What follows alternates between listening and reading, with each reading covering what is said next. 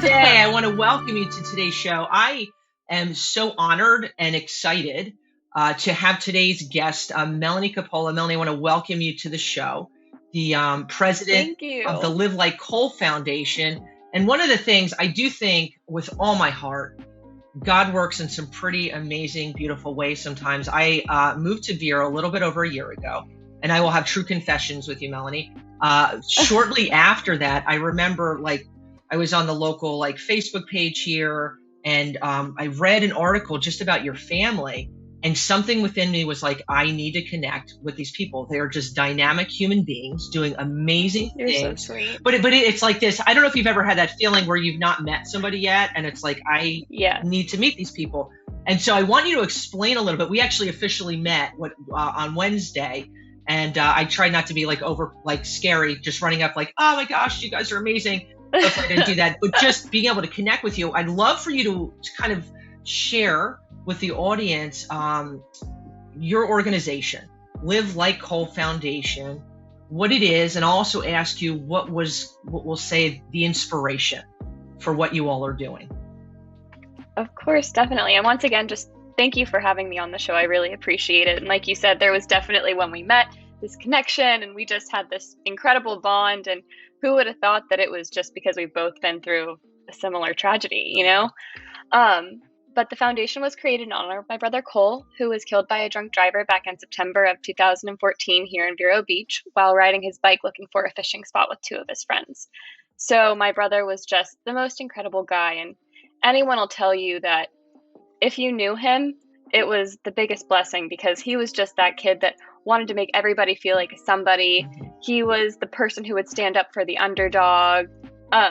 He was just hilarious too. And honestly, he gave the best hugs. It was like when he gave you a hug, everything was right in the world. Like there was nothing wrong. Whatever you were thinking about or stressed about, it just completely disappeared. And it kind of felt the same way when he looked at you. But the foundation, pretty much, we're all about giving back to the local community because they were so good to us in the time that my brother did pass. Okay. So we give back to local organizations. We actually created our first initiative, which we thought was going to be our only initiative at the time, was the Cole Coppola Memorial Fishing Pier in Riverside Park in Vero Beach. So we wanted that to be a safe place for kids and adults alike to go and fish because obviously my brother was fishing with his two friends. Mm-hmm. You know, you're a young kid, you're a boy in Vero Beach. What else do? Right. You go fishing. Yeah. And snook fishing, you have to go super early in the morning, right? So we wanted to have a safe place. Exactly. And you wanted to have a safe place for kids to go and just do all of their favorite activities and just have the good, clean fun they should be having at that age. So pretty much the whole point behind it was not only to commemorate my brother and to give back to the community, but also to take something negative and turn it into something positive. And it was a great way to put our energy into something that could help us all with our healing. And do you feel like that has helped the process, the grieving process, if you will? I definitely do think that it's helped. I mean, obviously, we're never going to be 100%. Right. You can't. It's hard to recover. Well, you never recover. It's helped us find. Right. Exactly. Right. And one of the things it helped us find our new normal. Right, which is yes. I don't even know the right words with that because it's just kind of shifting in a way that you can never reshift again. But one reading on your site, which is livelikecole.org, you can't not smile at the description of your brother who just comes across this powerhouse of kindness and goodness and loving life. And it's, 16, there's 60-year-olds that haven't gotten that yet, that importance. And so one of the things you have as your mission statement that I just think is beautiful is take action, spread kindness, which really seems to also go in hand, not just with the community, which is amazing here in Vero Beach, but really kind of the mantra that your brother had. And now I'm getting to kind of know your family, that exactly. your family has, and I'll never use the word helps you heal because you never heal. You'll hurt till your last breath. But I do want to ask you, for you personally, and also speaking for your family, what role has the aspect of taking action and the ability to spread kindness, because one of the things you guys are going to be launching also is a bike share program within the community. All these good kernels, how has it helped you? How is it at any point, if you like closed your eyes and you could feel like your brother just smiling, or I don't want to put words in your mouth, just kind of connected with you in this process, if you will? So many times, honestly, it's too many to count, but I think that my personal favorite was when we actually finally did the groundbreaking for the Live Like Cole Memorial Fishing Pier in Riverside Park. Okay. So that, and then seeing it all come to fruition, because that was the whole goal. That was the whole point of the foundation. We wanted a safe place for kids to go and fish, and everyone else too, and just kind of relax and enjoy the wildlife. But I never felt more proud. I never felt more connected to him. And I know that it was what he would have wanted. Right. Which is awesome to see something kind of really come to fruition. And you guys in 6 years are doing so many amazing things within this community. I also have found myself kind of stepping back a little bit and thinking, for those that are listening, who maybe you're struggling right now, you've lost someone, this is your first holiday without them, as we approach the holiday season, or your 25th, right? I do think time has really no number here when it comes to grief. But the importance of taking time for yourself. So you guys are doing some amazing things, but I want to kind of look at the importance for you. And if you do take time to breathe, to take care of yourself, to kind of recharge, because it's really easy to burn yourself out. What say you about that? Yes. So I completely agree with that. And honestly, I'm going to take another thing and spin it on the positive side. Spin it, baby. But with COVID, right? So it's obviously been extremely difficult on everyone, but it made me kind of sit here and realize, okay, this is time for us to slow down. This is time for us to start taking care of ourselves and taking that time to say, hey, you know what, I'm going to wake up extra early and I'm going to go work out if that's the thing that you like to do, or I'm going to go read this book, I'm going to go meditate, I'm going to go do yoga. It's that it gave me kind of an initiative to say, oh, you know what, I think this is time to recharge, because when you're in the groove, you don't really stop. Mm-hmm. And also with grief, it's draining, especially when you are going and talking about things and doing stuff like that. And it's hard because some days it's easier than others, obviously, to talk about it, but other days it's kind of like reopening the wound. So that's why it is so important to just sit back and say, hey, it's time for me to just kind of push the brakes and say, hey, okay, let's just take a step back and focus on yourself. Because yourself is important in order for you to be yourself and do whatever your mission is on an ongoing basis. And I want to get your 2 cents on this. I know we do have this commonality. I call it kind of like the gold card member to grief, which nobody wants to be a part of that group. Mm-hmm. But both of us I lost my sister to a drunk driver and her 3 friends. And it's forever. But I know we have an organization called Precious Gems Memorial. And it's been 20 years now, we've now kind of come to a point that it's, doing something, a different chapter in our lives. But I remember so vividly at times having little pangs of like, I'm tired. I want to be able to do these certain things, but I also don't want to disappoint people.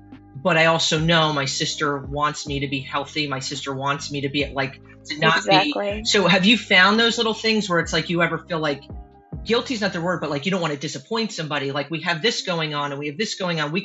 I think in the aspect of grief, we can go and override and say, I need to do this. I need to do this to kind of keep going and on cruise control, but at the same time lose sight of we can't, it's okay to take time and say no to things. It's okay to. Exactly. I mean, what are your thoughts on that? Have you been there? I mean, obviously, yes. It's hard not to be. And not only that, but sometimes you get so into just the momentum of doing all of these things. And you sit here and you have to stop and be like, oh my gosh, I haven't taken any time to actually grieve or process, right. And you need to take that time to grieve and process. You have to. And like you said, it's a wound that doesn't heal. Right. And it is, yeah, taking that time, because I think sometimes when we're like, we're okay, and we kind of stuck, it can be like you're at the beach, right? And all of a sudden, out of nowhere, this wave comes down. You're like, where did that come from? And it totally drills you into the sand. But that's the same thing as grief. And yeah, I do think it's okay. At times, where it's like, well, I committed to this, or I have to do this. It's okay to say no, especially during the holiday season. Yes. What works for you that allows you to be healthy? And I think that's an important thing for you guys with the holidays. I'm going to ask this and blah. Have you found it? Do you talk about your brother a lot? I know that's been for some people. It's like we just don't, but it brings joy when you do. Where does that fall on your heart? We talk about my brother daily. Okay. So it's just something will come up and it'll remind us of him, or we'll just have this great memory, or someone will say something and we'll be like, oh my gosh, that's so something Cole would say. We're very open about it, and we think that talking about him, it also still kind of keeps him alive, and then some days you feel him. Like yesterday, our whole family was like, this is the first Thanksgiving where all of us were really like, he had to be here. Yeah. And it's just those feelings, in terms of like feeling that they're with, like, it's so hard to put words to. And it's such a beautiful thing. And I know the holidays can really be it can be tough. I know, like within my own family, like I have personally made a decision that, like, I talk about my sister and it's been 21 years. And, I've heard comments, well, that's a really long time. Well, yes, but my sister's my sister forever. Throughout every stage, exactly. Your brother is your brother forever. And I believe, and everyone has a right to their own opinion, I believe part of us feeling continually rooted and connected to our peeps, right? To my sister, to your brother, is talking about yes. them. And I think to not, and again, everybody's different, is a disservice for ourselves and to that person. And I think it just can make it harder. And even if it's in the context of you talking, and this is to whoever out there, like talking out loud to that person, and you're not ready to talk to other people yet, that's fine. But when we kind of cut the wire altogether, it's like, you have your phone and you talk to somebody every day, and then like you decide to just smash your phone. I'm never like, would you do that? That's weird. No.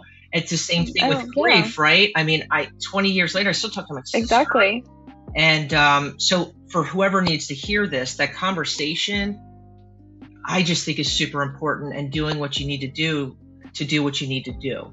And I'm going to shift this a little bit with you guys with your organization. What kind of, you guys have had a vision. How has kindness, that word, for you changed over these years in terms of, and its importance in everyday life? Well, it's vital in everyday life. I mean, sometimes just being kind to someone can make all the difference in their world, especially now. I mean, you can see with all the suicide rates going up and that kind of stuff, and people just feeling alone. We never want to let someone feel like they're alone in this world. Even if I don't know you, I'm going to still smile and say hi if we're walking down the street, You never know what someone's going through. And I think that's the biggest thing. I mean, people look at me, and when I tell them about my story, they're like, whoa, like, I would have had no idea. And I'm like, yeah, because people can fake things pretty well. Yes, they can. And I feel like even more so now, it's so important because everyone's sitting here. You can put on a face. You don't really know what's going on behind closed doors or how people are feeling. And also, I mean, I think it's important for people to start kind of incorporating that into their own lives too. Can you imagine how much better of a place the world would be if everyone just showed a little bit of kindness, no matter who you were, where you are, what you love, that kind of thing. But I mean, obviously we all have our bad days, right? It happens. But I've had days where I'm like just sitting here alone, drinking my cup of coffee at whatever coffee shop I'm at, and people will come over and they'll just say, hey, how are you? Just strike up a conversation and just be kind. Or they'll be like, here, I bought your coffee, And it's the little things like that that make that big of a difference. It's monumental. And I love the fact that you took the opportunity, because doesn't it kind of seem like a lifetime ago but not, because I know we're still going through COVID, that it was like severe Yes. lockdown. And it was like we had this time, and it was a choice to say, I'm going to reflect and do, like do something, meaning like, how am I going to better my life? Am I going to use this time to just kind of like, be futile and it kind of slips through my fingertips, or do something? But I love that you had said, like, how am I living my life? And I think sometimes it takes people to say, like, okay, something intense in their life. Well, we're all together universally, globally going through this pandemic. And one kernel that I think resonates massively is be kind. Because just like you said, I could look at you and say, like, I think I know this about you. I have no clue. We are so quick to judge or make assumptions that are false because of what someone's wearing or what they look like, or maybe how they speak. And it's kind of allowing us to put that to the side. I think now more than ever in history, and let's just be kind. It's not excusing people being tools at times, right? But it's not coming back with being a tool back and being mean and vindictive, because I think that just adds to the negativity. That's this. It could be a cancer in our culture, and this is why I love what you guys are doing. It's beautiful. It's this, getting other nonprofits, different causes within a community, and doing something about, instead of talking, let's raise money. Let's have this vision of all. We always, you hear people in communities complaining, there's nothing for kids to do. There's not, well, now they can go somewhere safely and fish. You want a bike ride? We're making a safe biking, like, yes, community, and kindness. Don't you think could be revolutionary? Without sounding too fluffy here. No, I definitely think that it would be. I think that kindness, if there was more of it in the world, all of the hatred and all of this would stop. That's my personal view on it. And I mean, I get it. Sometimes, like I said, we all have our bad days, right? But if we're just slow to anger, and that was something that I admired about my brother so much. I can honestly tell you, I don't ever think I saw him mad, like ever. And no matter what, no matter who said what to him, no matter what the situation was, he was just like, okay, how can I see the good in this? And how can I respond with kindness? And that is so, just like teeming with wisdom right there for him at 16 years old. Yeah. I mean, that's like, exactly. I have issues where I get my Jersey road where I'm like, come on. And I have to catch myself. I'm in my 40s, but it's like, let's be slower to react. Let's just like, does this help the situation? And that could say, well, Erin, that's not, it is possible if we make it possible. And I do believe it also can go hand in hand with our hearts not aching so much when it comes to this time of year, or just throughout courses of our year when we have someone no longer in our life. I do think, like, my sister will pop in my head. I'm like, am I making her proud? Am I, would this, and I do think those positive interjections, the chills, right? Like, what am I, like, fiercely living? Because too often we think, well, I'm going to be here till I'm 97. But are you? And I don't mean that morbidly, because every single one of us on earth is going to take our last breath. And I love Live Like Cole and all these different characteristics. Let's all be a little bit better, like aspiring. And I never say to aspire to be like somebody, but just really like those attributes that your brother possessed are just massive ingredients that you could write a book about, right? If we all had these things, the world would be a heck of a lot better. And right now there's a ton going on in the world. You can't change everything, but we can change how we react. We can change our aspect. And I said this the other day, my favorite 4-letter word is kind. Because I say 4-letter words, it's like, people, okay, but that's part of the issue, right? It's part of the issue. Like, exactly, it goes somewhere else, right? Like, kind. Let's drop that word, kind, baby. Yeah. And getting excited, and someone saying, Erin, I'm so tired right now. There's so much going on, and I'm missing this person in my life. And there is no certain heal. Like, I give you this one ingredient, but I will tell you, kindness, taking care of yourself, and finding ways that will resonate with you, just like you guys are doing, that can help in you, that acuity feeling less, getting involved in a nonprofit that connected with that person that's not here anymore, maybe creating your own nonprofit, or it's just volunteering or something that's connecting with your community, whatever meets you with where you're at. Would you say that, what are your thoughts with that? I definitely feel like giving back, especially, okay, so say that you have lost someone. I think that one of the most rewarding things is giving back in general, right? I am one of those people who there is no greater feeling or high or experience than just seeing someone's face and how grateful they are. And you don't do it because you expect something in return. You do it because you genuinely want to help and you want to be there for people and you want to give back.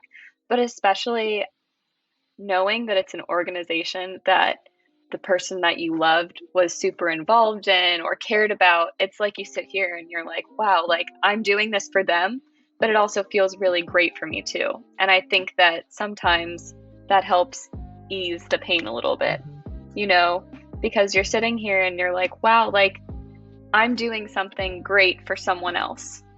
And they're so thankful and appreciative, and it makes a huge difference in their world. And on top of that, it's like you're honoring, like I'm honoring my brother, you know? It has so many positives attached to it. It's like wild. I do. And watching your facial expressions, talking about giving back, it's like, it's really a high in life. And when we hear high, we can connect it to like alcohol or pills or whatever. But it's like, but no, giving back can be and should be a part of, one of the words you guys use is lifestyle, a part of your life. And it doesn't have to cost a lot of money. It's just that smile that you talked about. I'm giving back through a smile. Eye contact. How was your day? I'm dropping a little note on my neighbor who, you know, just lost their job or life is tough stuff. I'm thinking about you. Boom. It'll rock your world. Exactly. It makes such a big difference that people don't realize it. No, don't you think that we too often as humans can say when we hear give back or be kind, and this is not pointing fingers at anybody, but thinking I can't take on anymore. And what they don't realize is when you get into that lifestyle of giving back emotionally and even monetarily or your time, which is super important, it fills your cup.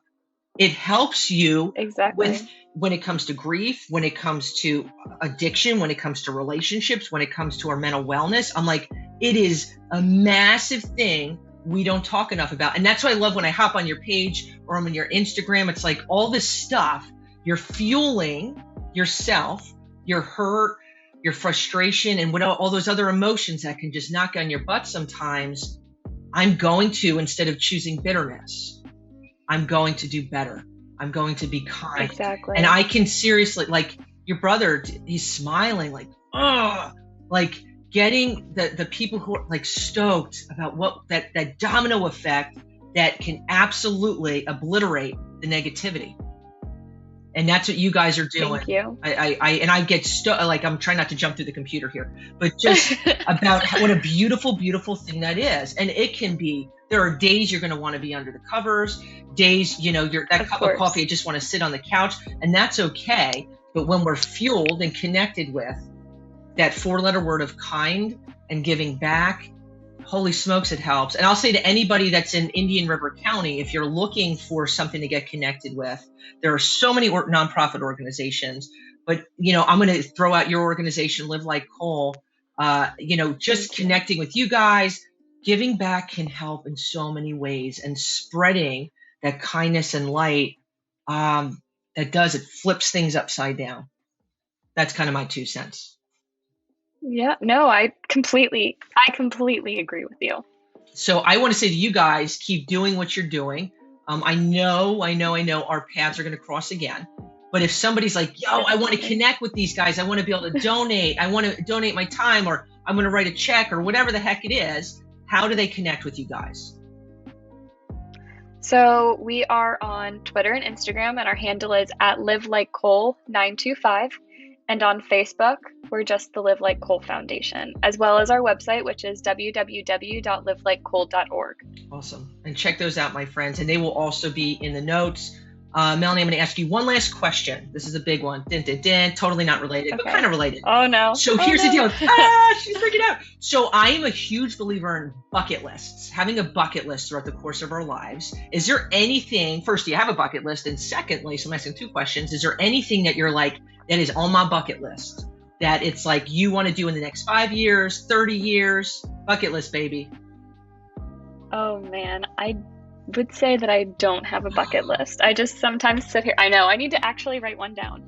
But if I could say anything, I love to travel and I would love to go to at least every country in the world. Wow, that's a pretty solid bucket list right there. Every country. Okay, that actually, my son is 5 years old, and he has said about 15 times, "I'm going to see every country in my lifetime." And I was like, "That's pretty solid, man. That's crazy, yeah. right?" So, but there's so Yeah. much to see, obviously post COVID, and we will be through this. But those, and why I ask bucket list, I do, and a lot of times people are like, "Oh, like we're thinking about like not being here anymore," and I'm like, have a bucket list in the next year, have a bucket list, in 30 years, whatever it is. It doesn't have to be like getting us excited about the color in life, and traveling, boom, totally fits there. So, and I'm gonna next time I see you, I'm gonna say, girl, you got your bucket list going on? So the test is coming on. But I'm gonna have to do some homework today. Got sound effects. But Melanie, I want to thank you and your family for just who you are, what you represent, and spreading kindness in a way that is just making color throughout the world. And I want to say thank you. And to all of those that are listening today, wishing you a plethora of peace, love, and goodness, my friends.